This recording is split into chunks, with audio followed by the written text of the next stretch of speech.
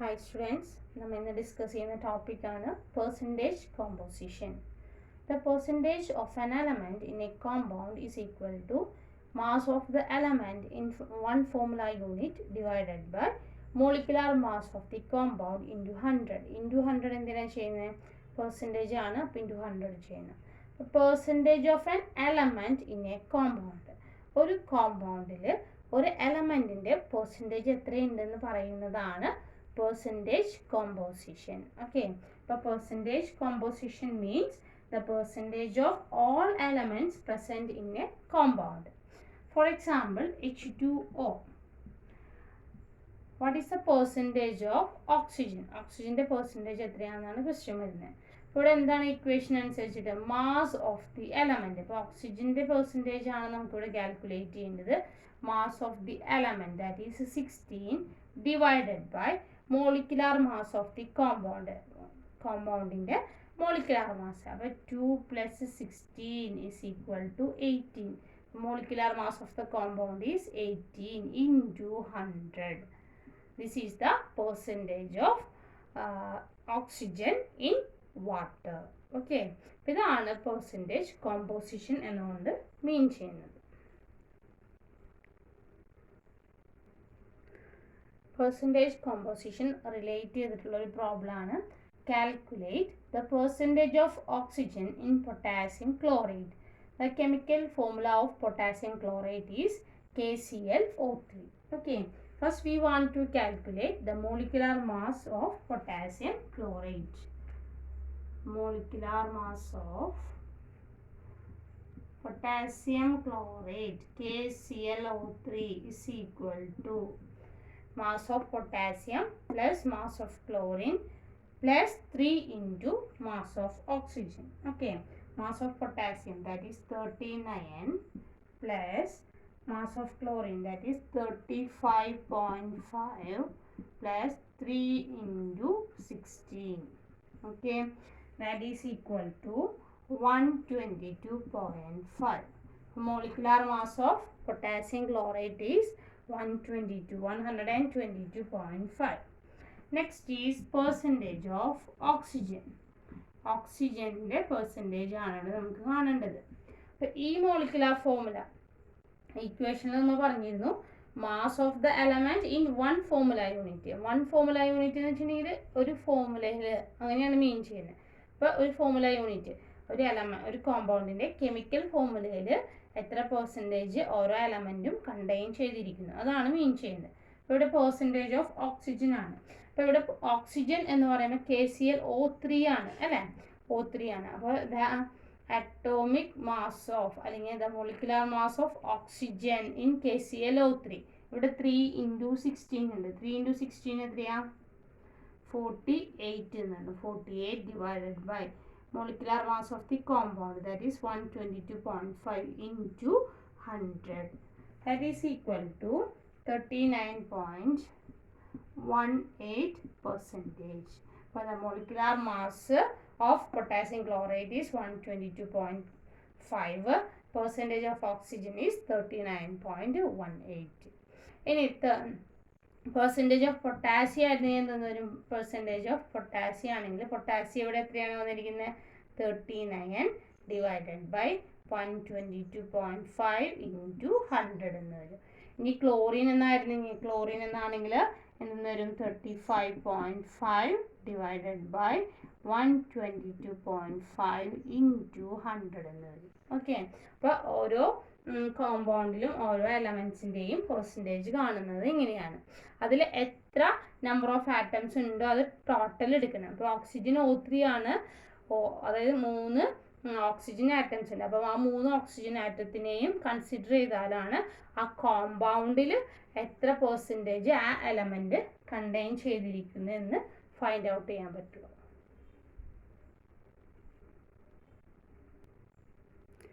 Next is empirical and molecular formula. Molecular formula is defined as the formula which gives the actual number of atoms of various elements present in one molecule of the compound. But one molecule of the compound actual എത്ര number of atoms contain ചെയ്തിരിക്കുന്നു എന്ന് പറയുന്നതാണ് molecular formula. Empirical formula is defined as the formula which gives the simplest whole number ratio of atoms of various elements present in one molecule of the compound. But empirical formula എന്ന് വെച്ചാൽ എന്താണ്? Which gives the simplest whole number ratio of atoms. Atomsന്റെ ഏറ്റവും simplest whole number ratio തരുന്ന ഫോർമുലയാണ് empirical formula. For example, benzene. Benzene ആണ് example ആയിട്ട് എടുക്കുന്നത്. Its molecular formula is C6H6. That means benzene contain 6 number of carbon atoms and 6 number of hydrogen atoms. That is the actual number of atoms present in that compound. Okay. ഇപ്പോൾ ബെൻസീനിൽ actually contain ചെയ്തിരിക്കുന്ന number of atoms എന്ന് പറയുന്നത് 6 carbon and 6 hydrogen ആണ്. അതാണ് അതിൻ്റെ molecular formula എന്ന് പറയുന്നത്. Next is empirical formula. Empirical formula is the simplest whole number ratio. അപ്പം ഇവിടെ കാർബണും ഹൈഡ്രജനും തമ്മിലുള്ള റേഷ്യോ 6:6, ദാറ്റ് ഈസ് 1:1 റേഷ്യോ ആണ് അല്ലേ. അപ്പം ഏറ്റവും സിംപ്ലസ്റ്റ് ആയിട്ടുള്ള ratio CH is the empirical formula of the compound. Okay. ചില കേസസിൽ മോളിക്കുലാർ ഫോർമുലയും എംപിരിക്കൽ ഫോർമുലയും സെയിം ആയിരിക്കും. Example H2O. H2Oയുടെ ഏറ്റവും സിംപ്ലസ്റ്റ് ആയിട്ടുള്ള റേഷ്യോ എന്ന് പറയുന്നത് ഇവിടെ 2:1 ആണ്. ഇനി അതിനെ വീണ്ടും സിംപ്ലസ്റ്റ് ആക്കാനായിട്ട് പറ്റില്ല. അപ്പോൾ അതുകൊണ്ട് H2O എന്ന് പറയുന്നതിൻ്റെ മോളിക്കുലാർ ഫോർമുലയും എംപിരിക്കൽ ഫോർമുല എന്ന് പറയുന്നതും ഇത് തന്നെയാണ്, സെയിം തന്നെയാണ്. Carbon monoxide, carbon dioxide, NH3, ഇതിനൊക്കെ എക്സാമ്പിൾസ്. ഇതിൻ്റെയൊക്കെ മോളിക്കുലാർ ഫോർമുലയും എംപിരിക്കൽ ഫോർമുലയും സെയിം ആയിരിക്കും. ഓക്കെ. ഇതാണ് മോളിക്കുലാർ ഫോർമുലയും എംപിരിക്കൽ ഫോർമുലയും തമ്മിലുള്ള ഡിഫറൻസ്. ഒരു ഇമ്പോർട്ടൻറ്റ് ടോപ്പിക്കാണ്. ഇതിൽ വരുന്ന പ്രോബ്ലം ഇമ്പോർട്ടൻ്റ് തന്നെയാണ്. അപ്പോൾ ഇതിൻ്റെ ഡെഫിനിഷൻ ഇതുപോലെ തന്നെ കാണാതെ പഠിക്കേണ്ട, മനസ്സിലാക്കി പഠിക്കുക. Molecular formula is the actual number of atoms. Empirical formula is the simplest whole number ratio of the atoms.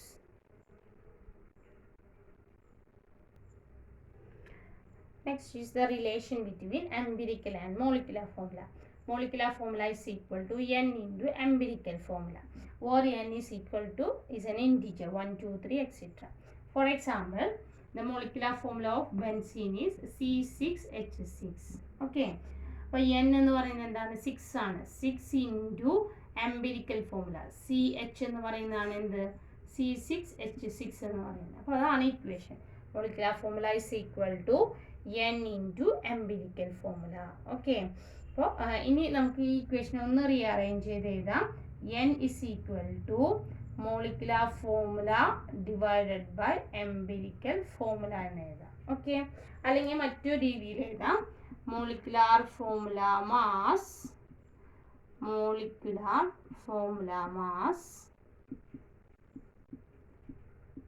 divided by empirical formula mass.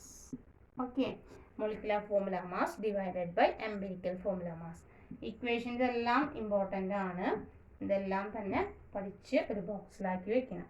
അപ്പോൾ n is equal to molecular formula divided by empirical formula, അല്ലെങ്കിൽ എന്താ പറയുക, molecular formula mass divided by empirical formula mass. Okay. ഇനി നമുക്കൊരു problem ചെയ്ത് നോക്കാം, അപ്പോൾ മനസ്സിലാവും.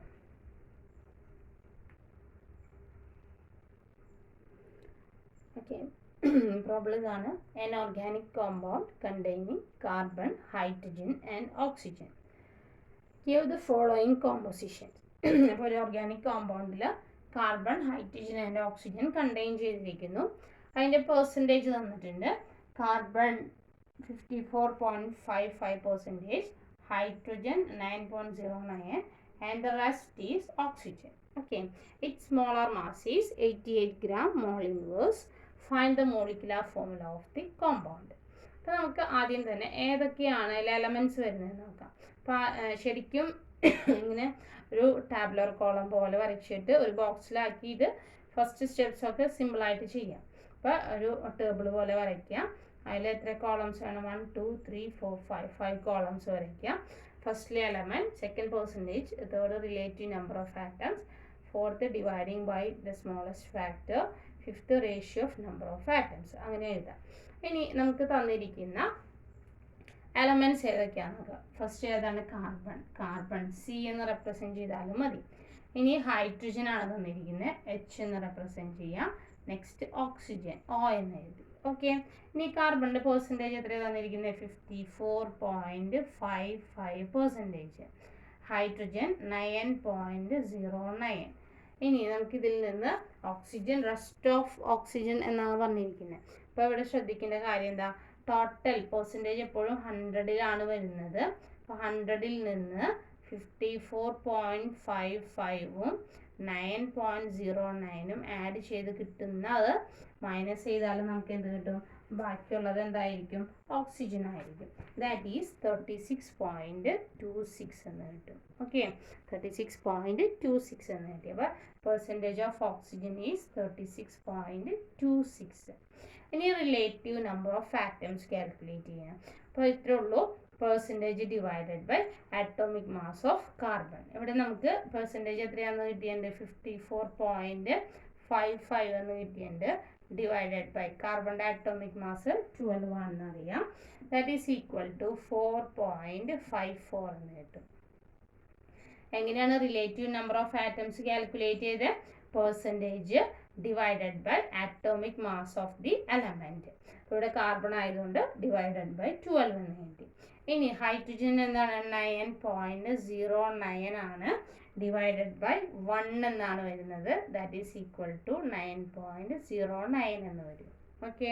ഇനി ഓക്സിജൻ ആണെങ്കിൽ 36.26 ഡിവൈഡഡ് ബൈ 16 എന്നാണ് വരുന്നത്. ദാറ്റ് ഈസ് ഈക്വൽ ടു 2.26 എന്ന് വരും. ഇനി dividing by the smallest factor. ഈ മൂന്നെണ്ണത്തിൽ ഏറ്റവും സ്മോളസ്റ്റ് ആയിട്ടുള്ളത് കൊണ്ടാണ് ഡിവൈഡ് ചെയ്യുന്നത്. അപ്പോൾ 2.26 ആണ് ഏറ്റവും സ്മോളസ്റ്റ്. അതുകൊണ്ട് എല്ലാത്തിനെയും ഡിവൈഡ് ചെയ്യാം. അപ്പോൾ ഇവിടെ നിന്ന് ഒരു 4.54 divided by 2.26 that is equal to 2.008 എന്ന് കിട്ടി. ഇനി 9.09 divided by 2.26 is equal to 4.022 എന്ന് കിട്ടി. 2.26 divided by 2.26 is equal to 1 എന്ന് കിട്ടി. ഓക്കെ, ഇത്രയും ഡൗട്ടില്ലാന്ന് വിചാരിക്കുന്നു. ഇനി നമ്മൾ എന്ത് ചെയ്യണം? Ratio of number of atoms. അപ്പോൾ ഈ റേഷ്യോനെ ഒന്ന് റൗണ്ട് ചെയ്ത് എഴുതാൻ പറ്റുന്നതാണെങ്കിൽ അങ്ങനെ എഴുതാം. ഇപ്പോൾ ഇവിടുത്തെ കേസിൽ നമുക്ക് റേഷ്യോസ് 2.0 എന്നതിന് 2 എന്ന് എഴുതാം, 4.0ന് 4 എന്ന് എഴുതാം, ഇവിടെ 1 ആയിട്ട് തന്നെ എഴുതാം. ഓക്കെ, അപ്പോൾ എന്തൊക്കെയാണ് പറഞ്ഞത്? ആദ്യം എലമെൻറ്റ്സ് എഴുതാം. നമുക്ക് തന്നിരിക്കുന്ന ക്വസ്റ്റ്യനിൽ ഏതൊക്കെയാണ് എലമെൻറ്റ്സ് അത് എഴുതി, അതിൻ്റെ പെർസെൻറ്റേജ് എഴുതി. ഇനി next column relative number of atoms ആണ്. അത് നമുക്ക് തന്നിരിക്കുന്ന പെർസെൻറ്റേജ് അല്ലെങ്കിൽ വെയിറ്റ് ആണെങ്കിൽ അത് divided by atomic mass of the element. അപ്പോൾ നമുക്കൊരു ആൻസർ കിട്ടും. നെക്സ്റ്റിൽ എന്ത് ചെയ്യണം? കിട്ടിയിരിക്കുന്ന ആൻസറിൽ ഏതാണ് ഏറ്റവും സ്മോളസ്റ്റ് ഫാക്ടർ, അതുകൊണ്ട് എല്ലാത്തിനെയും കോമൺ ആയിട്ട് ഡിവൈഡ് ചെയ്യണം. എന്നിട്ട് എന്ത് ചെയ്യണം? നെക്സ്റ്റിൽ റേഷ്യോ ആണ് പറയുന്നത്. റേഷ്യോ എപ്പോഴും റൗണ്ട് ചെയ്താണ് എഴുതുന്നത്. അപ്പോൾ ആ റേഷ്യോസ് നമ്മൾ റൗണ്ട് ചെയ്ത് എഴുതി. അപ്പോൾ നമുക്ക് 241 എന്നാണ് കിട്ടിയിരിക്കുന്നത്. ഓക്കെ,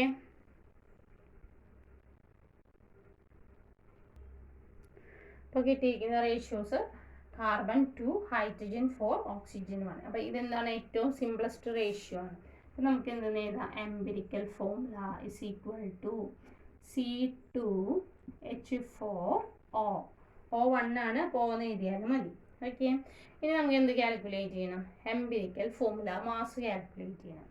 എംപിരിക്കൽ ഫോർമുല മാസ് എങ്കിലാണ് നമുക്ക് എന്ത് കണ്ടുപിടിക്കാൻ പറ്റുള്ളൂ? n കണ്ടുപിടിക്കാൻ പറ്റുള്ളൂ അല്ലേ?